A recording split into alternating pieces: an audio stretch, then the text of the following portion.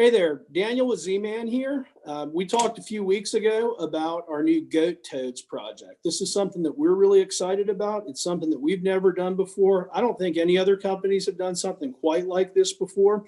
We are taking you through the entire design process of a new product and showing you how we design and create that product and how we bring it to market. If you're just seeing this for the first time now, go back and take a look at that first video where we explain it. But basically, we're creating a new bait called the GOAT ToadZ. It's a topwater buzz toad style bait with little tails like our new goat. Twin tails that really flap and create a lot of commotion. So wanted to take you on the next step of the journey, and I've got Patrick with Blokx Design here with me. He's the designer that we've tapped for this project. We do have some design capabilities in-house here at Z-Man, but we want to get creative and we want to get a really detailed, lifelike design. We've got some, cool kind of tricky features to it that we want to incorporate. We usually work with an outside designer, and Patrick's somebody that we've worked on a few projects with already.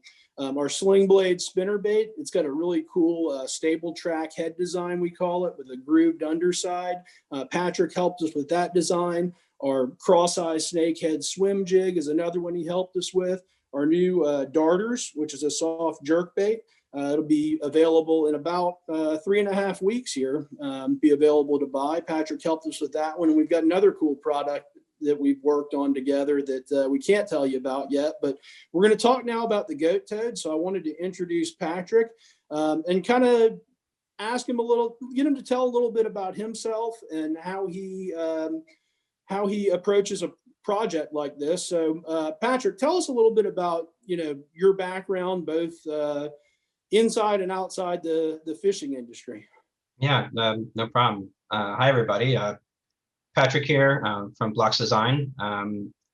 Daniel and I, like you said, we've had some history together. We've done projects for about 3.5, 4 years together. And there's a lot of mystery, I think, around how the design process works. And we thought this would be a cool way to kind of expose people to how things come to life. It's a bit of a long process depending on the complexity of the project, but my background is in industrial design. I have a degree in industrial design.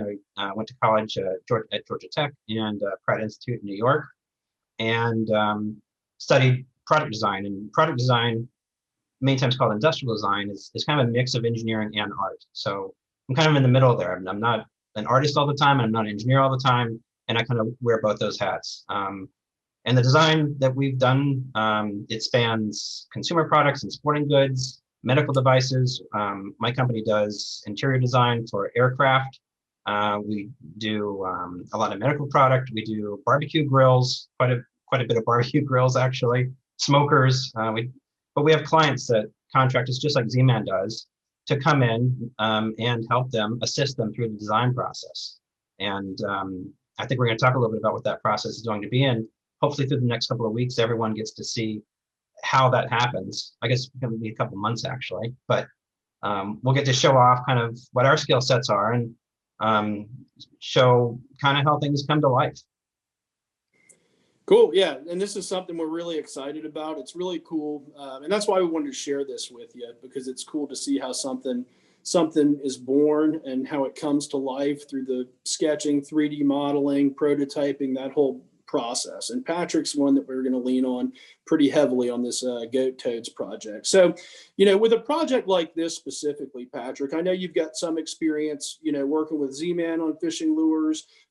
You've designed some of your own lures, I know. I've worked with a few other companies on designing lures, but when a company like Z-Man comes to you and says, hey, I've got this concept, this is the kind of thing we're looking for, we give you some specific direction, probably not enough. How do you kind of approach a new project like that?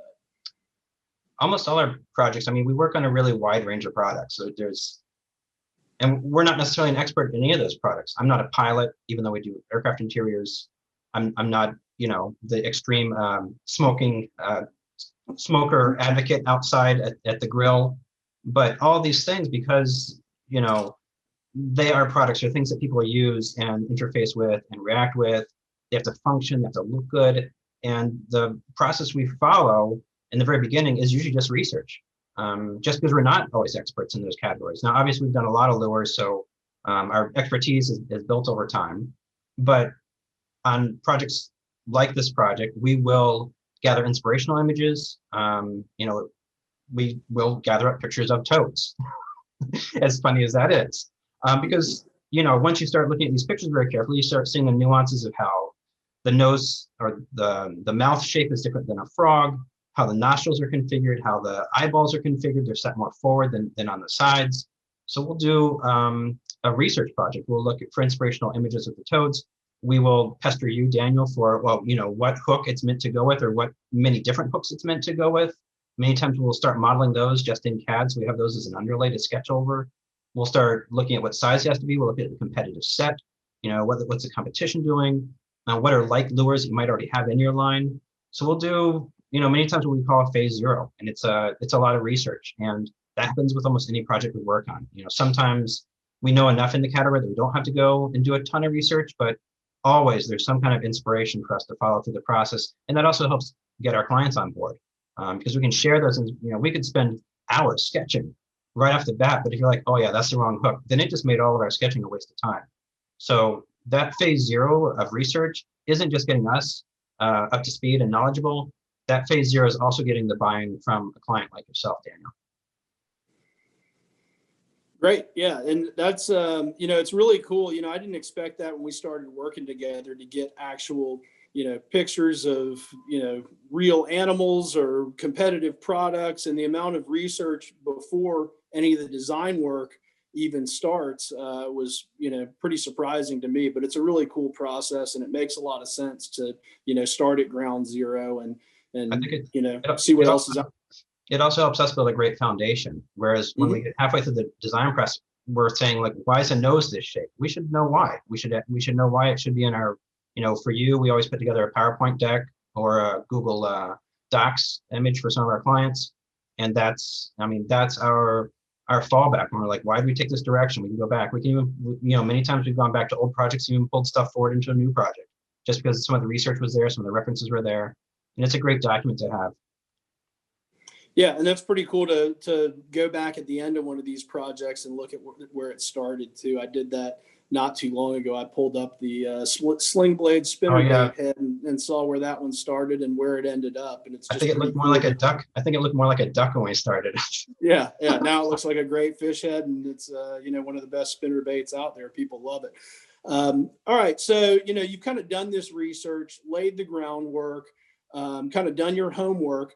What, putting pen to paper, I mean, you're not literally, putting a pen or a pencil to paper, but what's kind of your first step when you're starting the design, Patrick? Well, I used to put pen to paper, but then they invented an iPad and sketch on it. So the sketches that we do are hand sketches. Sometimes we'll start with an underlay. We'll have some either things we Photoshop together.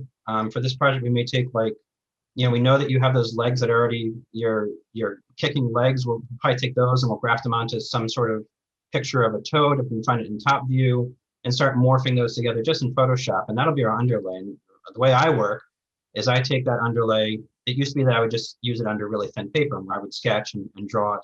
But now I work on the iPad. I work in a program called Procreate, and I use an Apple Pencil. And it gives it still looks like a hand sketch. I don't think that if, I showed it to you or anybody else, you would say, oh, that was on paper or that was in the iPad. But it still looks like hand sketch. It's still all done by hand. The iPad, the cool thing is when we're doing a lure like this, it's going to be symmetric in the top view, and it can actually automatically do the symmetry, and that's really cool. So you can actually drop a center line in. You're only sketching half of the toad lure at that point, which is really cool. Which on paper you had to fold it in half and trace it through. It was a little more complex. Yeah, so that's amazing how the technology has made. I mean, obviously you use a lot of technology, but even at the very first sketching step, and you're using something, just an iPad and a stylus that, a lot of people have. It's pretty easily accessible too. It's not some, high-tech $1 million gadget. Exactly. When I first started my company, I had to buy what they call a Cintiq, which is like a sketch-on-screen computer tablet, and it was $3,600 or so. You can get an iPad with a pencil for $1,000 now, and the application was probably $20. So the amount of technology that's accessible is incredible. And that kind of brings up an interesting point, because a lot of times we've gotten some pushback on social media when we're posting kind of how digitally advanced the process is now. A lot of guys are real purists, and they still want to do carved lure and stuff like that. But we've even written an article that was in Bassin magazine about what our process is, and there's still a lot of craft in it. And the fact that we're hand sketching these items to begin with, we have artistic skill sets. Even once we get into the CAD phase, there's a lot of sculpting and digitally manipulating the data that happens. We've done, a lot of calculations and stuff that we've been able to pull from weights and stuff, shrink rates. We've been able to scale lures and stuff like that in the computer. So I know that there's kind of this purist approach out there a lot of times to lure development. The fly fishing industry very much is like hand tie, and it's a real craft, it's an art form, but we still are trained artists, and we're just approaching the design problem from kind of a different angle. But I'm not sure if I answered your question. No, I think you did a great job of answering it. And one of the coolest things about sketching on an iPad is, and this is something that Patrick showed me a while back, but you can actually, it's almost like a video. You can have an animation of the whole sketching process, sped up, of course. I mean, he's not doing it in like 10 seconds, but that kind of leads me to the next part of our process is, after you see this video, within a couple of days, we're going to show you Patrick's sketching process for a couple of different versions of the GOAT ToadZ, his first ideas, once we've given him some basic information and he's gone back and done his homework. So that is, after this, that's going to be the next step. So stay tuned in the next few days. We'll be posting a couple more things. One, we're going to post that animation that kind of shows the process, which is going to be really, really cool. And after that, we're going to post 2 or 3 of Patrick's initial sketches. These are just, basically raw sketches. And ask for your feedback. What do you like? What don't you like? What other features would you like to see? How can we improve it? And Patrick and I were talking a little bit before this, what's the next step after this? We're just going to kind of see where it goes, see what feedback y'all give us. Somebody might have a great idea that we hadn't thought of. Or we might have a great idea. One of our pros might have a great idea. So we're just going to kind of see where it takes us, but that's what's coming down the pipe. But thank you, Patrick, for thank you so much. Today. Yeah. It's a pleasure as always. Yeah, we're really excited about kind of showing you this whole process and seeing where it goes. So stay tuned. Thank y'all. Thank you.